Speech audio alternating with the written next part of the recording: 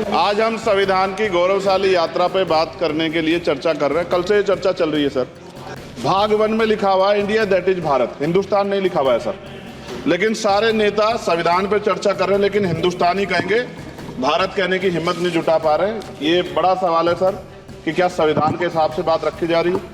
ये संविधान है कि आप वहां बैठे हैं और मैं यहाँ खड़ा होकर अपनी बात रख रहा हूं, और इस देश में आदिवासी महिला के तौर पे जो है राष्ट्रपति बनी है, और प्राइम मिनिस्टर तो नहीं बना, लेकिन शेड्यूल कास्ट के बड़े नेताओं को भी जो है राष्ट्रपति बनने का मौका मिला। इस संविधान की देन अगर वोट हम पे नहीं होता तो शायद अमीर और जो राजा महाराजा खुद को मानते हैं हमारी गलियों तक नहीं आ पाते, हमारे हाल नहीं जान पाते।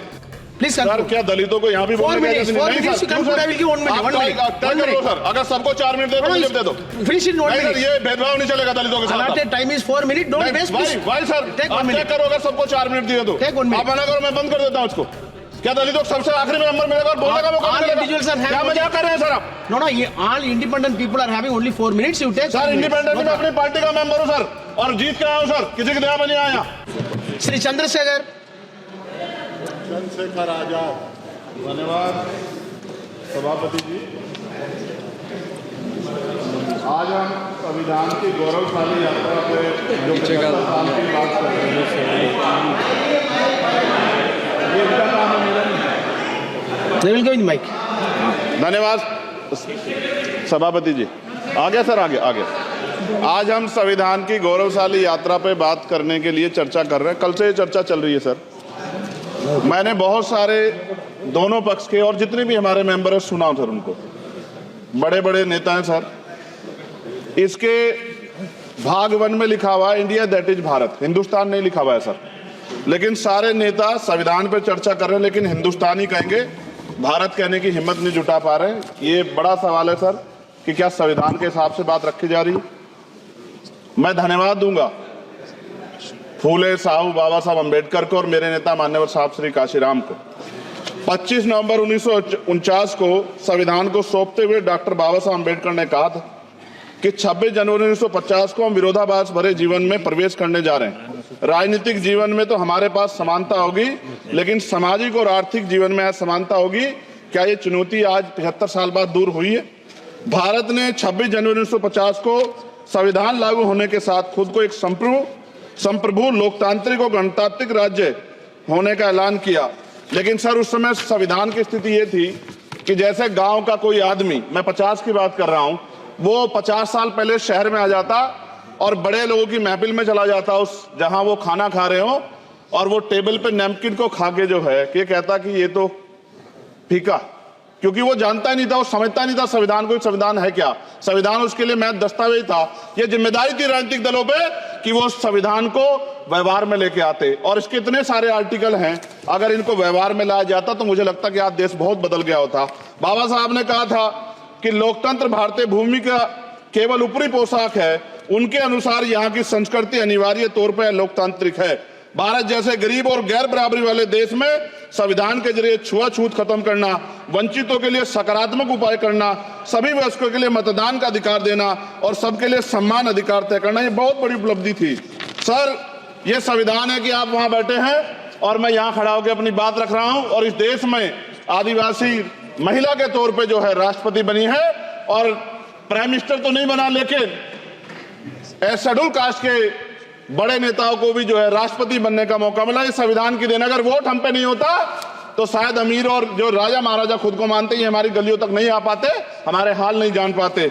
आजादी का मतलब सर सिर्फ अधिकार पाना भर नहीं है, इसके लिए हमारे संविधान में सरकार और नागरिकों के अधिकारों के शासन के कर्तव्यों का विस्तार से उल्लेख किया गया है। बाबा साहब ने संविधान सभा में दिए गए भाषण में कहा था कि स्वतंत्रता आनंद का विषय है, पर अब हमें अपनी जिम्मेदारियों पर भी ध्यान देना होगा। संविधान ने सुनिश्चित किया कि रानी के पेट से राजा जन्म मिलेगा, वोट से नेता तैयार होगा। आर्थिक बराबरी के लिए सरकार क्या कर रही है? गरीब और गरीब हो रहा है और अमीर हो रहा है। सुबह उठते कहीं बम की धमकी मिलती, कहीं दंगे की। ये अमृत काल है सर, यह धमकी काल है। कितना बढ़ रहा है आर्टिकल 15 सर। भारत में आज भी घोड़ी चढ़ने बैठने होती है। प्लीज सर, क्या दलितों को यहाँ भी बोलने का नहीं सर? अगर सबको 4 मिनट दे दो, ये भेदभाव नहीं चलेगा दलितों के साथ। Time is 4 minute, don't waste. भाई सर, आप चेक करो, अगर सबको 4 मिनट दिए तो आप मना करो, मैं बंद कर देता हूँ उसको। क्या दलितों को सबसे आखिरी में नंबर मिलेगा और बोलने का मौका All मिलेगा? individuals are having क्या मजाक कर रहे हैं सर आप? No, all independent people are having only 4 minutes. You take sir 1 minute. Independent No में अपनी पार्टी का मेंबर हूँ सर, और जीत के आया हूँ सर, किसी की दया में नहीं आया। problem. Take 1 minute and finish. Sir कल भी बोले तो एक दलीय पार्टी के लोग, आप मौका दो सर। मूछे रखने पर हत्या होती है, महिलाओं पे, छोटे मासूम बच्चों पर रेप हिंसा होती है। एनसीआरबी का डाटा देकर डर लगेगा। यही 1 किलोमीटर में संविधान को जला गया, और महाराष्ट्र के परभनी में अभी भी संविधान को नष्ट किया गया, उसकी कॉपी को। आर्टिकल 25-26 में संविधान में सभी को धार्मिक आजादी, कहाँ है दलितों की, मुसलमानों की, जैनों की, बौद्धों की, ईसाइयों की? छत्तीसगढ़ में सतनामी समाज को संविधान की अपनी धार्मिक आजादी के आधार पर जो है उनको अपमानित करके जेल में बंद कर दिया। संभल, अजमेर, अयोध्या सब इसका उदाहरण है। ये सरकार आलोचना डरती है।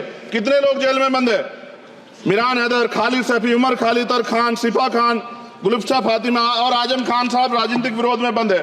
सरकार यहाँ बैठी है, सरकार सामाजिक न्याय की बात करती है। बताए कितने दलित मुख्यमंत्री बना रखे हैं आपने? 13 ज्यादा सरकार स्टेट में सरकार है। कितनी महिला मुख्यमंत्री है? आपकी सरकार ने सुप्रीम कोर्ट के आदेश के बाद रिजर्वेशन प्रमोशन में जारी नहीं किया, और ओबीसी को पॉलिटिकल रिजर्वेशन आप देंगे नहीं देंगे, आप बताने का काम करें।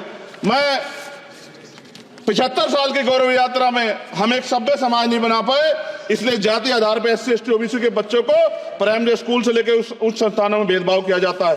सरकार निरंकुश हो गई, कोई बुलडोजर से कार्रवाई करता है। कल मंत्री जी ने कहा हमने राष्ट्रीय पिछड़ा वर्ग आयोग बनाया, 69 शिक्षक भर्ती में उसकी सिफारिशों को नहीं माना।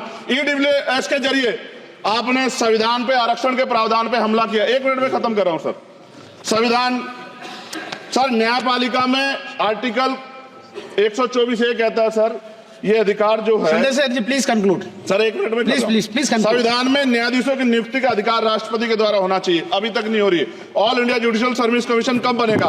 क्या चंद परिवार ही सर जज बन सकते हैं? और आज हम सर, मैं सरकार से सवाल पूछना चाहता हूं सर, सेवाओं में SC ST OBC वर्ग का कितना प्रतिनिधित्व है? भारत सरकार के मंत्रालयों के अधीन PSU में, बैंकों, बीमा कंपनियों में और स्वस्थायी संस्थानों में आउटसोर्स तथा कॉन्ट्रैक्ट पर वर्तमान कार्यरत कर्मचारी कुल कितनी संख्या है? आउटसोर्स और कॉन्ट्रैक्ट में कार्यबल SC ST OBC कितना प्रतिशत है?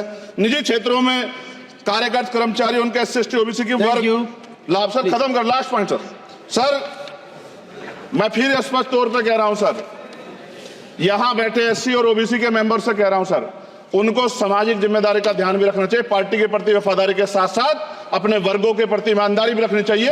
ईमानदारी नहीं होगी तो उन वर्गों का भला नहीं हो सकता, और हमें बहुत सरकारों से उम्मीद नहीं है। बहुत बहुत धन्यवाद सर। Thank you. आज हम संविधान की गौरवशाली यात्रा पे बात करने के लिए चर्चा कर रहे हैं। कल से ये चर्चा चल रही है सर।